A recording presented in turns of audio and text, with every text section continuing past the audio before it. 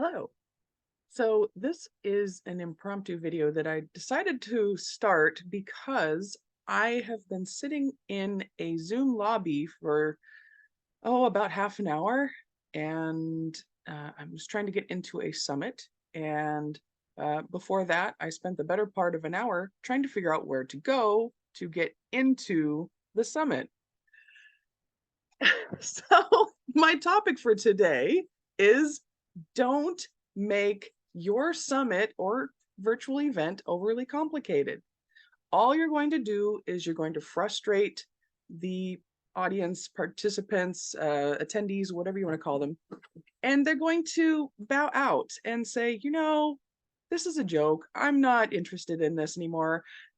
I started out being very interested in the topic for this summit, and that's why I persevered and I was trying to get in. And even after I was able to go through a very overly complicated registration process, getting emails for verification, getting another email to set up my password. My password's not even good enough, so I have to come up with a really complex password just to get in. And then I go to this dashboard and it doesn't take me anywhere. And then I have to click all over the place to try to find where to join the Zoom. That's all I was trying to do. Once I registered, that Zoom link should have been in my inbox. And you know what was in my inbox? Set up your account, set up your login.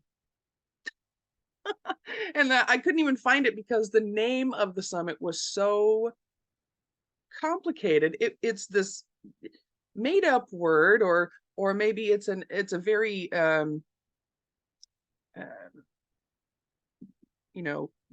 not a memorable name, right? Because you're trying to come up with something snazzy and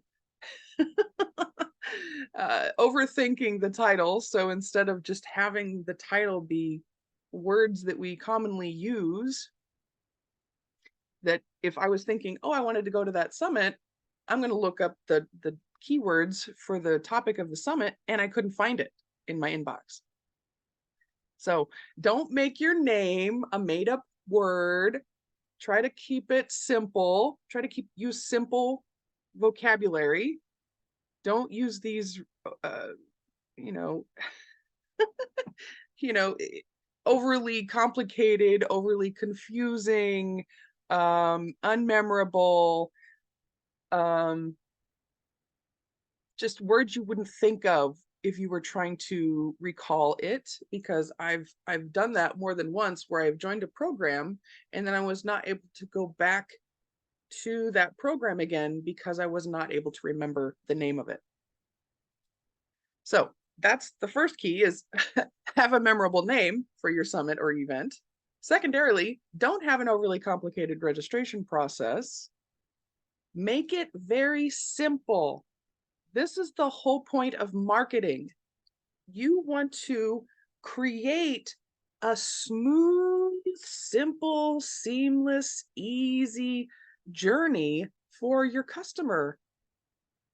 Maybe in a world where you're trying to go after those people that are, genius overachievers that love endurance tests.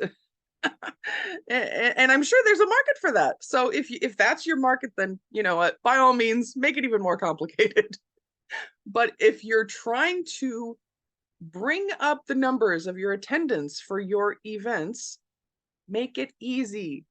Always focus on that. Make the way to find it easy. Make the way to join it easy. You have a hard enough time marketing. You're probably spending, hundreds, thousands, tens of thousands, maybe even hundreds of thousands of dollars to get people in seats, right? That's the primary reason for your virtual event. But now you're putting up all these hurdles and obstacles for people to get into that seat. People are not going to be jumping through hoops that are on fire and swimming through bogs with alligators in them just to get to your event. Okay. So all of those all of those things add up to a bad experience. And now the person who was possibly going to be a raving fan is now, you know, going on social media and saying what a bad experience they had. So don't make it overly complicated. I know that there are levels that people achieve when they're growing and scaling and evolving and becoming a bigger guru, whatever their calling is. But especially if you're just starting out, make it simple. Keep things simple. I mean, especially if you're not technically inclined, you don't have to have these elaborate setups. I've seen summits that they're streaming live on YouTube, and they have to go into like StreamYard or Restream or something like that to get in. And it's complicated for the speakers because they're going through a learning curve while they're trying to speak at your event. And then while you're going through all of these things to try to make it better and more improved, you're lessening the experience that the speakers and the attendees have. Because a lot of times when you sign up for a summit, what are you getting into it for? What is your reason for getting into it? There's several reasons. You might be looking for a community, camaraderie. You might be going there for the experience. Why do we go to a concert? Why do we pay hundreds or even thousands of dollars to go to a concert when you can download that artist's album off of Amazon for, $20? It's because people want to go to and experience this, all-encompassing thing. They don't want to just listen to the music on their computer. They're going for the experience. So give them a good experience. Keep the end user in mind when you're setting these things up. Maybe they're coming there for your knowledge and your expertise and your wisdom. That's awesome, but make sure they can get there. And they want to be seen and heard. People want to be seen and heard. They want to be a part of something. They want that communication. They don't just want to passively receive. They might want to interact, right? I mean, some people like to passively just listen, and that's fine. That's one category of end user that you can also be aware of when you're creating your event, to make sure you cater to that. But you also want to cater to those people that want to have that communication and that interaction. And when you do something like that, that restream, and you're not seeing the audience, and the audience can't participate, right? Then they're going to have a lesser experience. And then you have to throw in some gimmicky things to try to compensate for the fact that you're losing that engagement. So you're coming up with new ways to try to get people to engage in, like, drawings, contests, things like that. But that's adding more complication to it. It seems to me that nowadays, especially, just that authentic connection is more relevant than ever. And the irony of it is we're doing virtual events instead of in-person events. And maybe that's why that's there, is because we try to receive that in that experience without actually being there in person. So that could be driving that need, but be aware of that need. Also, try to make it a win-win-win. Make it a win for you, make it a win for your audience, and make it a win for your speakers. so that everybody walks away from this whole event with a good feeling. Because if people walk away feeling lousy, gypped, ripped off, if they feel like their needs have not been met, then you're going to get resistance. And for a lot of events, you're trying to prime the audience for working with you in the future. So it makes more sense to just give the people what they need, give the people what they want, and everybody walks away with a good experience. And hopefully they gain knowledge or some way to evolve in their personal life or in their business. But a lot of times I see people that put on these events that are too self-absorbed and too self-serving to realize that they're not creating a win-win-win. So keep these things in mind when you're putting together your event. If you're not technically inclined, do something very simple. You don't have to pay tens of thousands of dollars or even hundreds of thousands of dollars to somebody to set up this big elaborate thing for you where there's all these bells and whistles and there's a marketplace and there's 5 different meetings going on simultaneously and you have to click around to find out which one you want to go to and all of these things. Just have, okay, you set it up super simple. Just have a Zoom meeting. You can literally put on an event with just a Zoom registration page. You can collect their information. You can reach out to them via email. They will get the vital information in order to join. And everybody is happy at the end of it. Okay? Stop overcomplicating these things. More tech and more complicated systems don't necessarily make for a better experience. Now, if you want to start getting fancy, then you can, have a landing page or a dashboard where people can go to one place to access everything. So they can access the Zoom meeting, they can access the speaker bios, they can access the free gifts if the speakers are giving away things, they can access the program that you're selling at the end of the event, they can access the replay. Everything is in one place. That's the point of a dashboard, is to make it easier, not harder. So when your registration process and your interface with the audience becomes so complex that people just give up before they even get to the event, you're doing it wrong. So also don't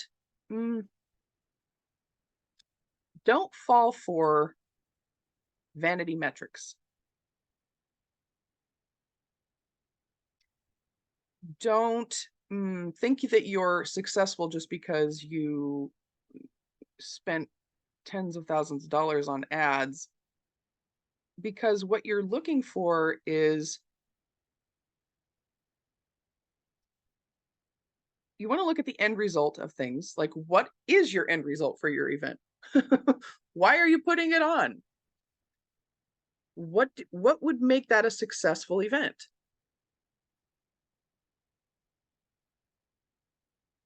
Is it the number of registrations? Is it the number of views? Is it the number of people that downloaded something? Is it the number of sales you get on the back end? I mean, you have to answer these questions, not me, because I'm not sure what you're doing. I only know what I'm doing. But take a look at these things and figure out what is actually going to move the needle for you. Identify why you're doing the event and what end result would make it a successful event. participation, interaction. You know, some of my best meetings or some of my best events have been with a room with less than 20 people in them, because everybody was highly engaged, they were interacting, they were happy, they were having a great time. Everybody walked away saying, wow, this was an amazing event. Okay. And I've also participated in events where supposedly tens of thousands of people registered, and I kind of walked away with a lousy feeling, going, wow, that whole experience sure did suck. So, you know, think about these things when you're going into your event. I mean, sure, people like Tony Robbins, they have this big wall of people in Zoom rooms, and it's like a theater, and they have this stage with lights and 10 cameras going on constantly, and all these bells and whistles going on. But you don't need that in order to put on an event.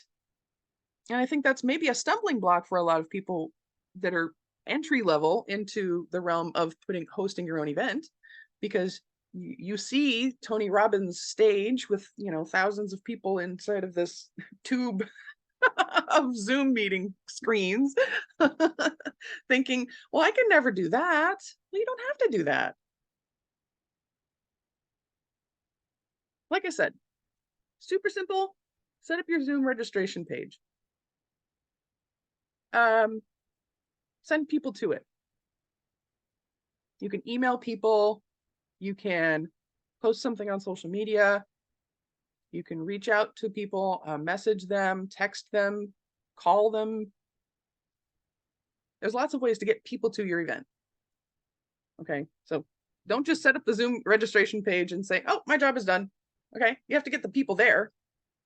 That's part of your job, right? And, you know, you could start making it more elaborate from there. Do what you're comfortable with. You can go into Canva and create a little graphic that has the title of your summit, the date and time, and, you know, if you have guest speakers, you can put those speakers on there if you want to. You don't even have to do that. You have a link that people can go to.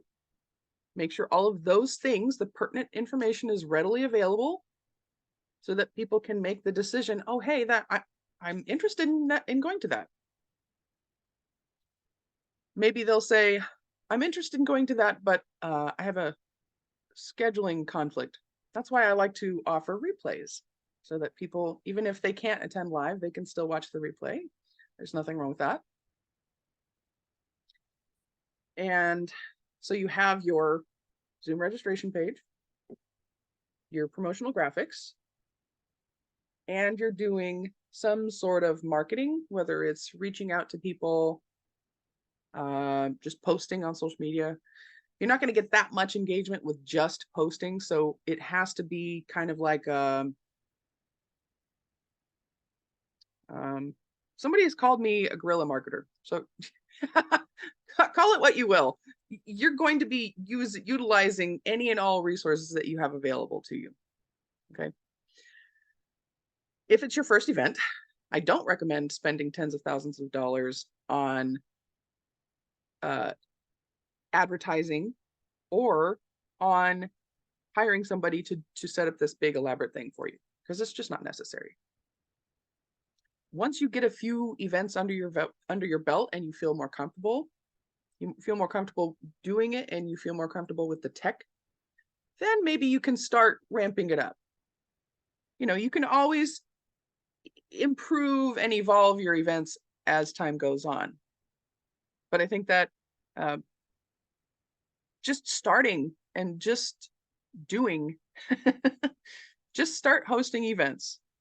And as you get better and better at it, and as you get more experience, and you're more comfortable and you're more confident, then you can start doing those more elaborate things down the road. Yeah, it's amazing to me how much the tech part of things really stops a lot of people both hosting their event and stops people from attending events. So if you feel comfortable with the Zoom registration, and if you feel comfortable with the promotional and the marketing and creating these graphics and things like that, or even if you're not, um, another another place that I would highly, highly, highly recommend is EventRaptor. That's what I've been using for several events. I've been speaking at several summits through EventRaptor. It the whole setup is designed to make it super, super easy for hosts, speakers, and attendees. And I will put the link in the description of this video. So if you're interested, check it out, because this will make everything a whole lot easier for you to set up your first virtual event. Or even if it's not your first virtual event, it's supposed to make things super easy. What I love about it is you have a dashboard, like I was talking about before, where everything is included. You can go to the dashboard, you can see the speakers, you can see their GIFs, you can click on the Zoom link, access the Zoom room immediately, and then they have a landing page. You know, if you don't use them, another thing that you can do to make your event look a little more snazzy, if you don't want to just have a Zoom registration page, is have a landing page. Make sure you're collecting their contact information, because you want to be able to communicate with them before, during, and after the event. You want to give them the vital information so they can attend. You want to remind them when the event goes live. And you want to follow up. If you're allowing access to replays, which I highly recommend, then they can get access to the replays if they miss the live. And then from there, if they're on your email list, you can, continue the conversation with them even after the event. And that's kind of the whole point, is you're building a community with these events. I feel like there's a lot of misguided advice going around, because a while back, Facebook pop-up groups were very popular. So one of the things that people would do is you would register for an event, and then on the thank you page, they would say, "Thank you for signing up. Join our Facebook group for this event." And a Facebook group for an event is awesome because you can stream your live Zoom meeting into the group if you want to. You can offer the replays. You can give additional resources in the group.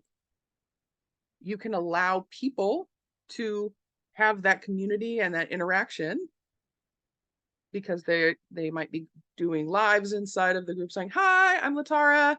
I'm a yada yada. I'm so happy to be here. I can't wait for this event, blah, blah, blah." You're building excitement. So a Facebook group is a wonderful thing in conjunction with virtual events. But what I've seen a lot of people do is they shut down the Facebook group right after the event's over. That means, okay, I'm sorry to stand on my soapbox here, but think about this. At any given point in time, only about 3% of people are going to be ready to buy in a specific time bracket. So that means that you've done all the work to try to get all these people into this group. I mean, you've done all the work to try to get all these people into this event, which leads to this group. And now there's a whole group of people, of like-minded individuals, that are all clamoring for your whatever you're offering, right? But now, just because they're not inside of that 3%, inside of that time bracket at this given moment where this event takes place, they're not ready to buy. Oh, door's closed. Bye. you might as well be going into your database and deleting all your emails. All those email addresses that you've collected, you might as well just delete them all. Why are you doing that? Why are you burning that bridge? There's no reason. Just because they're not ready to buy right now, really? What you need to be doing is you take that group and you cultivate it over time. And now what is that? 97% that you would have missed out on. Now those people are going through their journey, and then boom, oh, this person is ready to buy.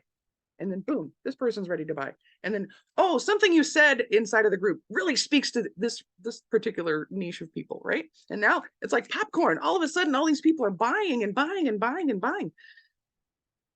That would have never happened if you just have a pop-up group. So I guess the gist of all of this is think about the customer journey, think about making it simple and easy for them to follow the customer journey, and continue this conversation, continue this sense of community, foster your community, cultivate, nurture. It's not just a wham bam one and done. It's a process for everybody involved. It's a process for you. It's a process for your audience. It's a process for the non-buyers. It's a process for the buyers. So you're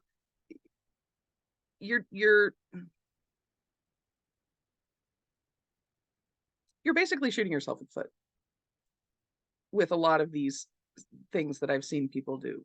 And I was a little riled up today because I just experienced this morning trying to get into the summit that I really wanted to attend. And now I'm recording this video because I just gave up on it. So I hope that something that I said today resonates with you.